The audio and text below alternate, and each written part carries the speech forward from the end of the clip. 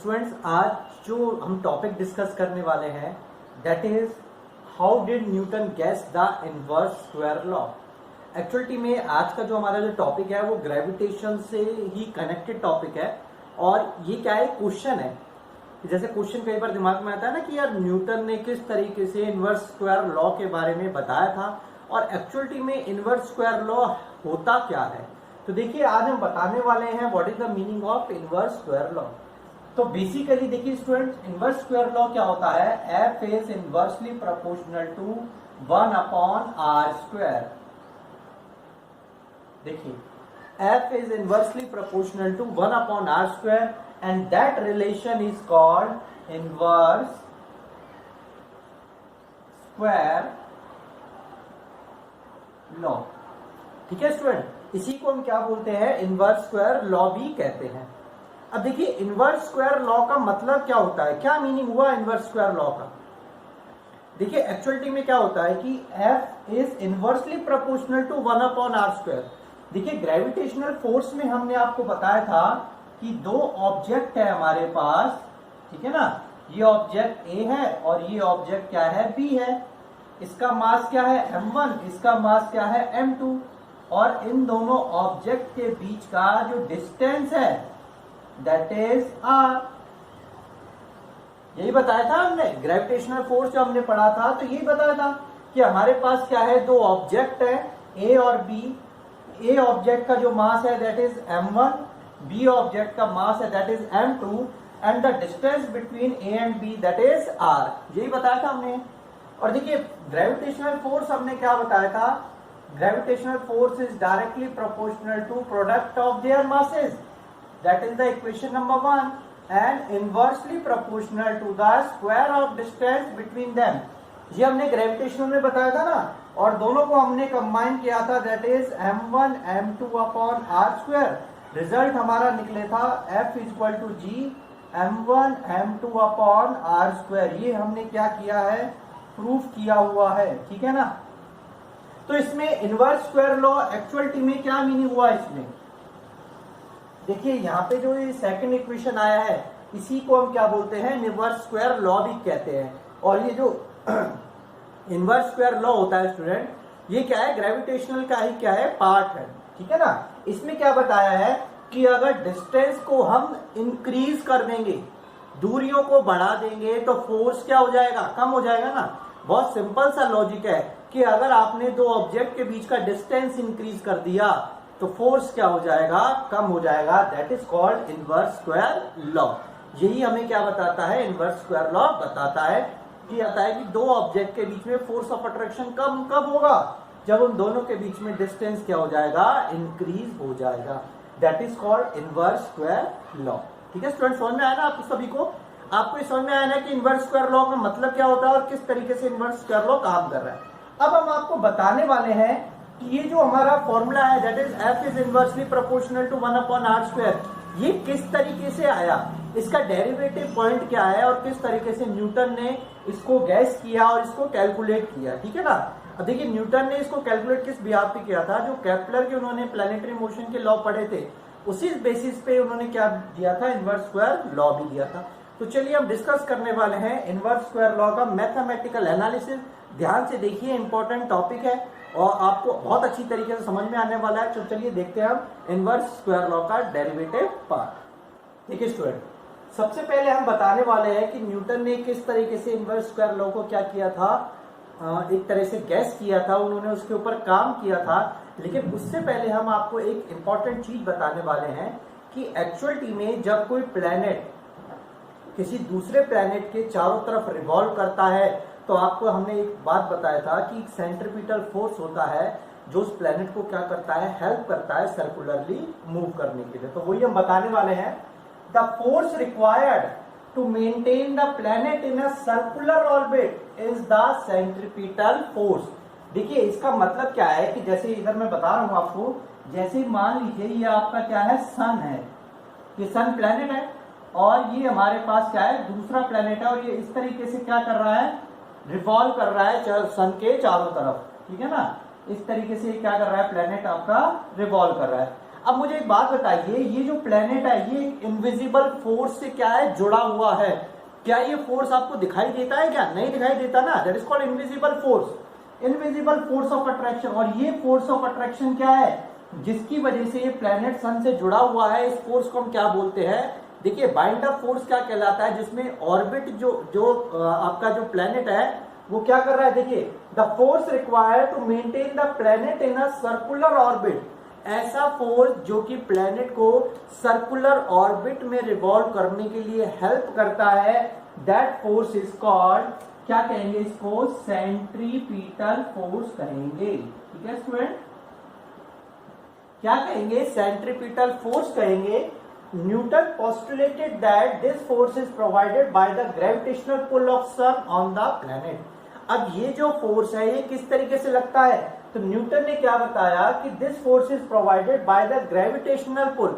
Actuality में जो सन का ग्रेविटेशनल पुल होता है ना, वो लग रहा है किसके ऊपर, प्लेनेट के ऊपर, तो इस वजह से ये क्या लगता है, हमारा सेंट्रीपिटल फोर्स लगता है। तो आपको समझ में आ गया होगा सेंट्रीपिटल फोर्स का मतलब क्या हुआ। हमने आपको एक एग्जांपल और बताया था कि आप एक पत्थर को धागे में से बांधते हैं और उसको इस तरीके से रिवॉल्व करना स्टार्ट करते हैं, वो पत्थर क्या है, सर्कुलरली मूव कर रहा है, उसका जो एंड है आपका थ्रेड का वो आपके हाथों में है, ठीक है ना। तो इस तरीके से क्या वो सेंटर की तरफ फोर्स लग रहा है, that force is called centripetal force. उसी तरीके से ये प्लेनेट जो है वो क्या करता है, सन के चारों तरफ रिवॉल्व करता है। If m is the mass of planet, अगर सपोज कीजिए कि जो प्लेनेट है इसका मास क्या है, m है, ठीक है ना, इसका मास क्या है, m है। If m is the mass of planet moving with the speed v, देखिए ये किस वेलोसिटी से मूव, ये किस स्पीड से मूव कर रहा है, दैट इज v जो स्पीड है उससे वो क्या कर रहा है, मूव कर रहा है, मतलब कुछ स्पीड है, उस स्पीड से क्या कर रहा है, प्लेनेट आपका रिवॉल्व कर रहा है in a circular orbit of radius r, और जो रेडियस है दैट इज कॉल्ड कितना है हमारा, r है, ठीक है ना, around the sun, then centripetal forces. अगर एक प्लेनेट जिसका मास m है वो कुछ वेलोसिटी से, कुछ स्पीड से क्या कर रहा है, मूव कर रहा है, जिसका रेडियस क्या है, r है, तो उस पे लगने वाला सेंट्रीपिटल फोर्स क्या रहेगा, that is F is equal to mv square upon r। ध्यान से सुनिएगा, सेंट्रीपिटल फोर्स का जो फॉर्मूला आता है that is F is equal to mv square upon r आता है। m क्या होता है, mass of the planet, v क्या है, speed of the planet, and r is the radius of the planet, ठीक है ना। r क्या आ जाएगा, हमारा रेडियस आ जाएगा, ठीक है ना। अब देखिए इस तरीके से सेंट्रीपिटल जो फोर्स का जो फॉर्मूला है वो हमारे पास आ गया है। इसी सेंट्रीपिटल फोर्स का जो फॉर्मूला है वो हमें यूज करना है न्यूमेरिकल्स के लिए। जब हम न्यूमेरिकल सॉल्व करेंगे ना तो इसी सेंट्रीपिटल फोर्स का हम फॉर्मूला क्या करेंगे, यूज करेंगे स्टूडेंट, ठीक है। अब चलिए हम बात करते हैं डेरिवेशन की। जो हमारा डेरिवेशन है इसी से डेरिवेशन क्या होने वाला है, स्टार्ट होने वाला है। तो मैं जो ऊपर वाला पोर्शन है इसको रब करने वाला हूं, तो देखिए इसका डेरिवेशन। देखिए स्टूडेंट्स, हम क्या बता रहे थे आपको, सेंट्रीपिटल फोर्स के बारे में बता रहे थे। इसी फोर्स से हम क्या कर रहे हैं, हमारी डेरिवेशन को सॉल्व करना है हमें, ठीक है ना। F is equal to mv square upon r, ये हमने बताया था सेंट्रीपिटल फोर्स होता है, ठीक है ना। अब देखिए हम क्या बता रहे हैं कि एक ऑब्जेक्ट, एक जो प्लेनेट है वो सन के चारों तरफ क्या कर रहा है, रिवॉल्व कर रहा है, उसका कुछ मास है, ठीक है ना, उसके भी उसका कुछ रेडियस है, उसकी कुछ स्पीड है। अब रिवॉल्व करते वक्त उसका कुछ टाइम भी तो होगा ना, कि वो एक रिवॉल्यूशन करने में कितना समय ले रहा है, that is if t is the time period of the planet. t क्या है, हमारा टाइम पीरियड है उस प्लेनेट का जो सर्कुलरली मूव कर रहा है। और देखिए टाइम क्या होता है, डिस्टेंस अपॉन स्पीड होता है ना, यही फॉर्मूला होता है टाइम का, time is equal to distance upon speed. And distance क्या आएगा, distance covered in one revolution. अब देखिए एक रिवॉल्यूशन जो उसने कंप्लीट किया है दैट इज कॉल्ड डिस्टेंस, ठीक है ना। कितनी स्पीड से किया है वो स्पीड हो जाएगा, और इसका रेशियो क्या कहलाएगा, टाइम कहलाएगा। तो देखिएगा, अब देखिए t is equal to distance covered in one revolution, circularly move कर रहा है तो सरकमफ्रेंस हो गया, दैट इज 2 पाई r। यही फॉर्मूला होता है ना। स्पीड क्या लेंगे हम, v लेंगे, ये हमारा इक्वेशन आ जाएगा t equal to 2 pi r upon v। और यहां से हम किसका वैल्यू निकालने वाले हैं, v का वैल्यू निकालने वाले हैं। तो क्या आएगा student, 2 pi r upon t, यही v के वैल्यू आएगा ना, 2 पाई r अपॉन t, यही वैल्यू आएगा v का, ठीक है। स्पीड क्या निकलेगा, डिस्टेंस अपॉन टाइम, यही होता है ना। पुट इसको मैं इक्वेशन नंबर फर्स्ट मान लेता हूं, put v is equal to 2 pi are upon t in equation first. अब इस वैल्यू को मैं क्या कर रहा हूं, इस फर्स्ट इक्वेशन में क्या करने वाला हूं, पुट करने वाला हूं। तो जरा ध्यान से देखिएगा, देखिए मैं इधर क्या कर रहा हूं, इस वैल्यू को पुट करूंगा इधर, ठीक है ना। f is equal to m b square upon r. यहां पे मैं क्या कर रहा हूं, इस वैल्यू को पुट कर रहा हूं, that is f is equal to m, v की जगह क्या पुट करूंगा स्टूडेंट, v की जगह क्या पुट करूंगा, 2 pi are upon T, that is 2 pi are upon T का होल स्क्वायर अपॉन आर। यही आएगा ना मेरा, ठीक है स्टूडेंट, समझ में आया आपको। मैंने क्या किया, v का वैल्यू जो है, v का वैल्यू जो है वो इस इक्वेशन में क्या कर दिया, पुट कर दिया। अब देखिए f is equal to m upon R, इसको क्या होगा, स्क्वायर को करेंगे, that is 4 pi square R square upon T square आ जाएगा। समझ में आया ना सभी को। हमने क्या किया, इस जो हमारी वैल्यू है 2 पाई आर अपॉन टी का होल स्क्वायर, इसको क्या कर लिया, ओपन कर लिया है। अब देखिए ये हमारी वैल्यू आ गई ना। अब देखिए multiply and divide square we get. देखिए हमें क्या करना है, मल्टीप्लाई और डिवाइड करना है आर स्क्वायर का, किस साइड करना है, राइट हैंड साइड। ये लेफ्ट हैंड साइड हो गया, ये राइट हैंड साइड हो गया, यही हो गया ना, ठीक है ना। ये हमारा लेफ्ट हैंड साइड हो गया, राइट हैंड साइड हो गया। अब देखिए मैं इधर से क्या कर रहा हूं, कैंसिल भी कर रहा हूं, तो इधर क्या बचेगा मेरा, आर बच जाएगा, ठीक है ना। ध्यान दीजिएगा, मैंने इधर क्या कर दिया, कैंसिल कर दिया। तो देखिए क्या आएगा, f इज इक्वल टू, हमारी इक्वेशन क्या रहेगी, m by t square 4 pi square r, यही इक्वेशन रहेगी ना।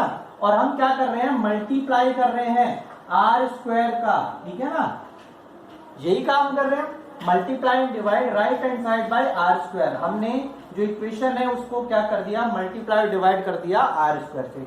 इक्वेशन क्या बन जाएगा हमारा, देखिए f is equal to m by t square 4 pi square, r को आर स्क्वायर से मल्टीप्लाई करेंगे तो क्या आएगा, r क्यूब आ जाएगा अपॉन आर स्क्वायर, ठीक है ना, इस तरीके से। अब देखिए बहुत सारे बच्चों के मन में ये रहेगा कि सर हम इसको कैंसिल कर देंगे, लेकिन इसको कैंसिल अभी नहीं करेंगे। क्यों नहीं करेंगे, क्योंकि हमें क्या बनाना है, रिलेशन बनाना है, ठीक है ना स्टूडेंट। तो मैं क्या कर रहा हूं, इसको रब कर रहा हूं जिससे कि आपको ये चीज समझ में आ। देखिए student, f is equal to m by t square 4 pi square r cube by r square, ये हो गया ना। अब एक बात बताइए, अकॉर्डिंग टू केपलर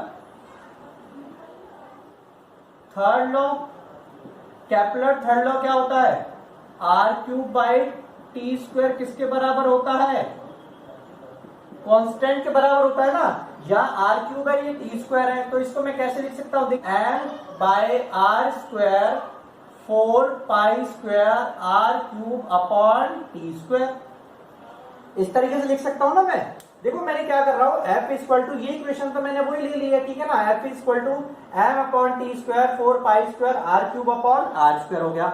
और इसी को मैं देखो इस तरह से भी लिख सकता हूं, r cube upon T square भी लिख सकता हूं मैं इसको, तो कोई दिक्कत नहीं आएगा। केपलर का थर्ड लॉ क्या कहता है, r cube upon T square क्या हो गया, कांस्टेंट हो गया। तो दैट मींस ये वाली टर्म क्या हो गई, कांस्टेंट हो गई ना, कांस्टेंट हो गई। That means f is equal to m r square 4 pi square बचा मेरे पास, क्योंकि वो टर्म तो कांस्टेंट होगी। एंड ठीक है ना, ये फॉर प्लैनेट, देखिए प्लैनेट के लिए 4 पाई स्क्वायर m क्या हो जाता है, कांस्टेंट हो जाता है। अगर हम प्लैनेट्स की बात करते हैं तो किसी प्लैनेट में जो प्लैनेट की अगर हम बात करते हैं तो ये वाला जो टर्म है ये क्या हो जाएगा, कांस्टेंट हो जाएगा ना। तो हमारा क्या रिजल्ट आ जाएगा, f is equal to constant upon are square, ये आ जाएगा हमारा, ठीक है ना। और इसको हम आगे लिख लेंगे, ठीक है ना, ये हमारा पहला वाला पार्ट था। f is equal to constant upon are square, ये चीज तो क्या हो गई, कांस्टेंट हो गई। अब कांस्टेंट अपॉन आर स्क्वायर हो गया ना, तो इसको मैं क्या लिख सकता हूं, f is proportional to 1 upon are square लिख सकता हूं क्या स्टूडेंट, क्योंकि क्या हो गया, ये वाला टर्म प्लैनेट्स के लिए क्या हो गया, कांस्टेंट मान लिया जाता है। तो क्या आ जाएगा, f equal to constant upon are square, that is f is inversely proportional to 1 upon are square. तो ये क्या आ जाएगा, मेरा इनवर्स स्क्वायर लॉ आ जाएगा। इस तरीके से मैंने क्या कर लिया, इनवर्स स्क्वायर लॉ को जो है वो डिराइव कर लिया है, डेरिवेशन आपको बता दिया है हमने। एक बार फिर से मैं इसको बता देता हूं। हमने कहां से स्टार्ट किया था, सेंट्रीपिटल फोर्स से स्टार्ट किया था। सेंट्रीपिटल फोर्स का फॉर्मूला क्या होता है, F equal to mv square upon r होता है। इक्वेशन नंबर 1 हमने ली थी ये। तो v क्या हो जाएगा, स्पीड क्या हो जाएगा, 2 pi are upon T, speed क्या है, डिस्टेंस अपॉन टाइम। इस वैल्यू को, v की वैल्यू को इसमें पुट कर दीजिए फर्स्ट इक्वेशन में, तो क्या आ जाएगी, F equal to mv square upon R, और v का वैल्यू हमने पुट किया, क्या आ जाएगा, 2 pi are upon T, that is 2 pi are upon T का होल स्क्वायर। इसको हमने ओपन कर लिया student, 4 pi square R square upon T square, और देखिए आर से आर को हमने कैंसिल कर दिया जाएगा।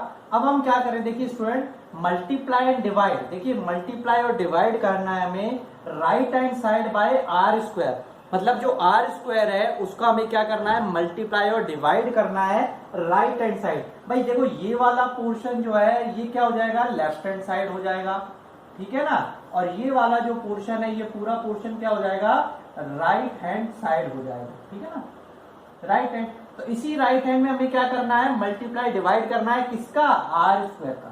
तो देखिए F equal to m upon T square 4 pi square r, ये तो सेम वैल्यू है, इसमें मल्टीप्लाई करना है आर स्क्वायर और मल्टीप्लाई और डिवाइड करना है हमें आर स्क्वायर से, ठीक है।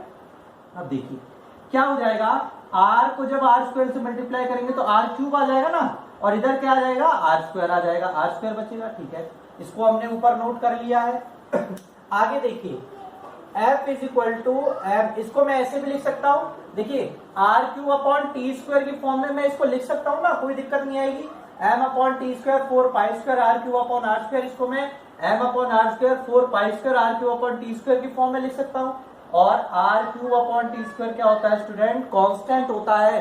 हमने केपलर का थर्ड लॉ पढ़ा था प्लैनेटरी मोशन का, जिसमें कि r cube upon T square को क्या बताया था, कांस्टेंट बताया था हमें। तो ये वाला जो टर्म है क्या हो जाएगा, कांस्टेंट हो जाएगा ना, ये वाला टर्म बचेगा हमारे पास।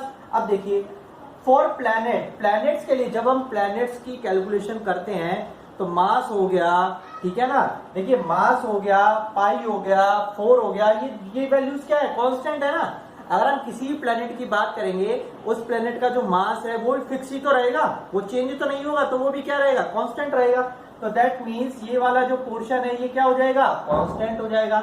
बचेगा क्या, F is equal to constant upon are square बचेगा बस केवल। और इसको मैं प्रोपोर्शनलिटी के हिसाब से लिखूंगा तो F is proportional to 1 upon are square. जब मैं इधर प्रोपोर्शनलिटी को ओपन करूंगा तो ये चीज आएगी ना, that is called inverse square law.